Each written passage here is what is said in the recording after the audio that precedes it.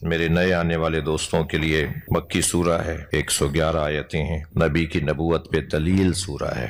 نبی کی نبوت پر دلیل کے طور پر اللہ نے یہ سورہ نازل کیا۔ انہوں نے تو اتنا پوچھا تھا کہ اگر آپ نبی ہیں تو پھر بتائیں یوسف پر کیا گزری۔ انہوں نے تو صرف اتنا پوچھا تھا کہ نبی یہ بتا دیتے کہ حضرت یوسف حضرت یعقوب کے بیٹے، حضرت اسحاق کے پوتے، حضرت ابراہیم کے پڑپوتے، انہیں ان کے بھائیوں نے کنویں میں پھینک دیا تھا، اور پھر وہ عزیز مصر بنے، مصر کے بادشاہ بنے، اور پھر اس کے بعد انہوں نے اپنی زندگی کو، اپنی نبوت کو لوگوں کی ہدایت کے لیے مکمل کیا، کافی ہوتا۔ لیکن نبی کی نبوت پہ یہ سورہ دلیل بنا کہ اس کی جزیات تک اللہ نے نازل کی، یعنی نبی ایسے بتا رہے ہیں جیسے خود وہاں موجود تھے۔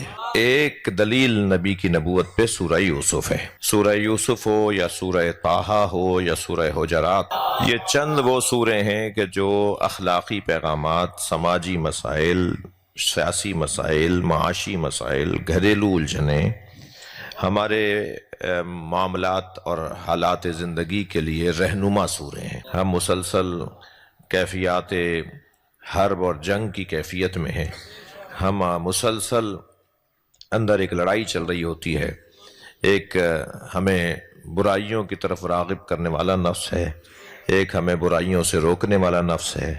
یہ نفس کی جنگ ہے جو مسلسل ہمارے ساتھ لگی ہوئی ہے۔ ایسی کیفیت میں اگر ہم قرآن سے کچھ اصول لے لیں تو پھر ہمارا وہ نفس غالب آ جائے گا جسے نفس لوامہ کہا جاتا ہے، اور جب نفس لوامہ غالب آ جائے گا تو پھر بہرحال ہم اس قابل ہوں گے کہ نفس مطمئنہ کے چاہنے والے شمار کیے جائیں۔ نفس مطمئنہ حسین ابن علی کا چاہنے والا اسی وقت کہلائے جا سکیں گے کہ جب ہمارا نفس نفس لوامہ قرار پائے۔ ہمارا نفس نفس لوامہ، ہم آگے کی آیات میں بیان کریں گے کہ نفس کی 4 قسمیں ہیں۔ ایک نفس امارہ ہے، ایک نفس لوامہ ہے، ایک نفس مسولہ ہے، اور ایک نفس مطمئنہ ہے۔ یعنی نفس امارہ اور نفس مسولہ ایک گروہ کے نفس ہیں، یعنی جس طرح کہہ لیں دو لشکروں میں جنگ ہو رہی ہو تو ایک لشکر کے 2 سرداروں کو کہتے ہیں نفس امارہ اور نفس مسولہ، اور دوسرے لشکر کے سرداروں میں ایک نفس کو کہتے ہیں نفس امارہ اور ایک کو کہتے ہیں نفس مطمئنہ۔ تو یہ دو گروہ ہیں، نفس کے 2 گروہ ہیں جو لڑائیاں اندر ہو رہی ہیں ہمارے۔ تو آدھا جو ہے گروہ جو ہے وہ ایک لشکر ہے جس کے سرداروں میں ایک کا نام نفس امارہ ہے اور ایک کا نفس مسولہ ہے، اور دوسرے گروہ کا جو لشکر ہے، دوسرا جو لشکر ہے، اس کے سرداروں میں ایک سردار کا نام ہے نفس لوامہ اور ایک کا نام ہے نفس مطمئنہ۔ یعنی نفس مطمئنہ اور نفس لوامہ ایک طرف کے ہیں، اور نفس امارہ اور نفس مسولہ ایک طرف کے نفس ہیں۔ یعنی یہ کیفیات نفسانی ہیں، یہ نفس کی کیفیات۔ مگر ان نفس کی قسموں میں سب سے زیادہ جو مضبوط نفس ہے، جو امام نفس ہے، جو امامت کرنے والا نفس ہے، وہ نفس مطمئنہ ہے۔ تو اگر ہم نفس لوامہ والے گروہ میں آ گئے تو پھر ہم امام حسین کے چاہنے والے شمار کیے جائیں گے۔ اب ممکن ہے کہ کوئی بچہ یہ سوچے، کوئی جوان یہ سوچے کہ ان کی تشریح بھی تو کریں کہ نفس امارہ کیا ہے، نفس لوامہ کیا ہے، نفس مسولہ کیا ہے، اور نفس مطمئنہ کیا ہے۔ تو مجھے اجازت دیں کہ جب یہ بحث آگے آئے گی، کیونکہ قرآن نے اللہ نے ان بھائیوں کو جس نفس کا شکار قرار دیا ہے، اللہ نے ان کی بھی تو ایک کیفیت تھی نا۔ حضرت یعقوب اور حضرت یوسف اپنے زمانے کے نفس مطمئنہ تھے، اور حسین سارے زمانوں کے نفس مطمئنہ۔ تو وہ جو حضرت یعقوب اور یوسف کی تو کیفیت آپ نے دیکھی کہ کتنا اطمینان تھا انہیں، اور اس اطمینان کی کیفیت کے ساتھ ساتھ ان کا جو آزمائش کا مراحل تھے، مگر اس پہ وہ اپنی بات پر اور اپنے مقصد پہ قائم رہے۔ یہ بھائی جس نفس کا شکار تھے وہ نفس مسولہ ہے، اور قرآن نے کہا ہے، میں آگے آیت آئے گی، نفس مسولہ۔ ممکن ہے کوئی، مگر ایک جملے کا کیا دل کر رہا ہے میرا، ممکن ہے کوئی یہ سوچے کہ صاحب یہ جو آپ نے 4 قسمیں بیان کر دی، بعض نے اس سے زیادہ بھی قسمیں بیان کی ہیں، مگر وہ بعض جو اور قسمیں وہ انہی کے اندر آ جاتی ہیں۔ کچھ کیفیتیں ہم پر حاکم ہو رہی ہو، کبھی مادی طور پر ہمیں بھوک کی کیفیت ہوتی ہے، تو اس بے چینی کو آپ ذرا محسوس کریں۔ تو وہ جو کیفیات ہیں وہ نفس کی کیفیات، اس وقت میں جب کسی چیز کی شدت بڑھنے لگے، جب کسی چیز کی شدت بڑھنے لگے تو پھر نفس کسی نہ کسی خانے میں جا کے فٹ ہوتا ہے۔ وہ نفس امارہ کے خانے میں آتا ہے، وہ نفس لوامہ کے کھانے میں آتا ہے، وہ نفس مسولہ کے کھانے میں آتا ہے، یا وہ نفس مطمئنہ کے کھانے میں آتا ہے؟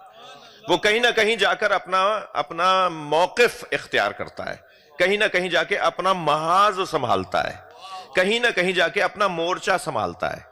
وہ جس مورچے پہ جا کے کھڑا ہوتا ہے اور پھر وہاں سے وہ اپنا ایکشن لیتا ہے، وہ یہ مورچے ہیں جن کو ہم نے یہ 4 نام دیے۔ ہمارا نفس کچھ دیر کے لیے کسی ایک چیز کے اندر نفس مطمئنہ ہوتا ہے، یعنی دنیا ادھر سے ادھر ہو جائے، ساری دنیا مل کے مجھے ذبح بھی کر دے مگر میں وہی بولوں گا جو ہے۔ وہ جو ایک کیفیت ہوتی ہے نا کہ کوئی میری بات نہیں سمجھ رہا، کوئی میری بات نہیں مان رہا، نہ مانے مگر میں مطمئن ہوں، یہ جو کیفیت ہوتی ہے وہ ہمارے اندر بھی ایک نفس مطمئنہ کی کیفیت ہوتی ہے۔ تو ہم اپنی اپنی جگہ پر بھی بعض موضوعات میں نفس مطمئنہ ہوتے ہیں، لیکن وہ کون نفس مطمئنہ ہے جیسے اللہ نفس مطمئنہ کہے؟ وہ یہ کہ وَجَاءُوا أَبَاهُمْ عِشَاءً يَبْكُونَ، 16ویں آیت۔ پھینک دیا بھائی کو کنویں میں، وہ فریادیں کرتے رہے، وہ کہتے رہے کہ ایسا مت کرو۔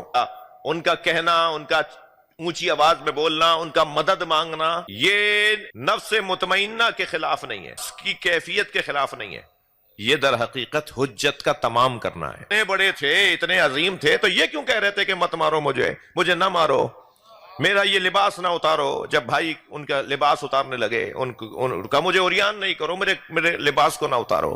پھر اس وقت خیال آیا کہ بابا نے بازو میں، بعض جگہ ہے کہ بازو میں تعویذ کے طور پر ایک قمیض باندھی تھی، عجیب قمیض ہے جو تعویذ کے طور پہ بند گئی۔ یہ قمیض کیونکہ جنت کی تھی نا، حضرت ابراہیم کے لیے آئی، حضرت یوسف کے پردادا کے لیے آئی، حضرت اسحاق کے پاس آئی، حضرت اسحاق سے حضرت یعقوب کے پاس آئی، حضرت یعقوب نے حضرت یوسف کے بازو پر یا بعض روایات میں گلے میں تعویذ کے طور پہ لٹکا دی۔ پہنا کر دکھا رہے تھے کہ اسے پہننا کیسے ہے، تو وہ اتنی بڑی تھی کہ ان کے پیروں تک آ گئی۔ حضرت یوسف کو حضرت ابراہیم جب بھیج رہے تھے بھائیوں کے ساتھ، انہوں نے کہا ہمارے ساتھ بھیج دیجئے، ہمارے ساتھ بھیج دیجئے۔ اور کتنے دن کی جتن کے بعد تیار ہوئے حضرت یعقوب، کتنے دن تک یہ بھائی کہتے رہے، آپ پچھلی مجالس میں مجھ سے سن چکے ہیں، کتنے دن کے بار بار اصرار کے بعد حضرت یعقوب تیار ہوئے حضرت یوسف کو بھیجنے کے لیے۔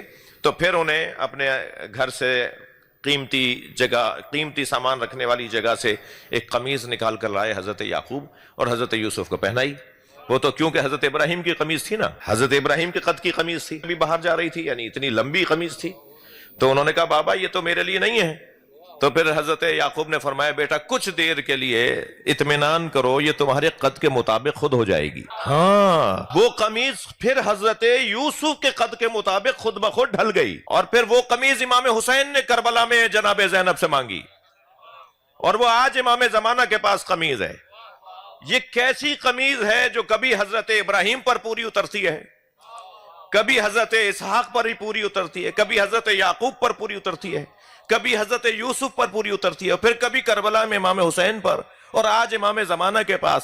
اگر یہ قمیض سمجھ میں نہیں آ رہی تو عصائے موسیٰ کبھی لمبا ہو جاتا ہے، کبھی چھوٹا ہو جاتا ہے، مولا علی کے ذوالفقار کبھی لمبی ہو جاتی ہے، کبھی چھوٹی ہو جاتی ہے۔ اور زیادہ روشن مثال دے دیتا ہوں، یہ چادر کسائے یمنی، یہ کیسی چادر ہے جو نبی پر بھی پوری اترتی ہے، جو امام حسن آ جائیں تو پوری، امام حسین آ جائیں، جناب مولا علی آ جائیں، جناب زہرا آ جائیں، ایک ہو تو بھی پوری، 5 ہو تب بھی پوری۔ یہ چادر، میں یہ جملہ پہلے کہہ چکا ہوں مگر دل کر رہا ہے کہ دوبارہ ہدیہ کر دوں۔ ہم محاورتاً کہتے ہیں کہ چادر دیکھ کر پیر پھیلاؤ، اور چادر اہل بیت کو دیکھ کر پھیلتی ہے۔